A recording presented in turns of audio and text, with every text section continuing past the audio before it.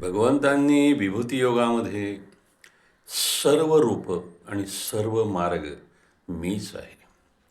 कोणतीही उपासना करा, कोणत्याही प्रकारची उपासना करा, कधीही उपासना करा, कुठेही करा, ती माझ्या चरणी येऊनच पोहोचते असं भगवंत सांगतात. याचा अर्थ असा, सर्व मार्ग एकच आहेत आणि गंतव्य हे एकच आहे. अलीकडच्या काळात रामकृष्ण परमहंसांनी सुद्धा हेच सांगितलेलं आहे, जतो मत ततो पंथ. जेवढी मतं आहेत तेवढे मार्ग आहेत. सर्व मार्ग योग्यच आहेत, सर्व मार्ग चांगलेच आहेत, सर्व मार्ग एकाच ठिकाणी जातात. मग असं असताना आपण एका संप्रदायाचे पाईक असताना दुसऱ्या संप्रदायावर टीका करणे कितपत योग्य आहे? बऱ्याच वेळेला अज्ञानातून हे होतं. आपण असं करू नये, कोणी करत असेल तर त्याला करू नको म्हणूनही सांगावं.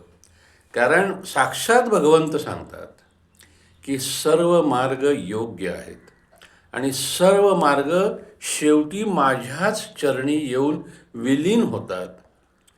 या सर्व गोष्टींचा बारकाईनं आपण अभ्यास करावा आणि मग त्यानुसार वर्तन करण्याचा प्रयत्न करावा, जेणेकरून आपण ईश्वराला प्रिय होऊ. हे बघण्याची ही जबाबदारी आपलीच आहे.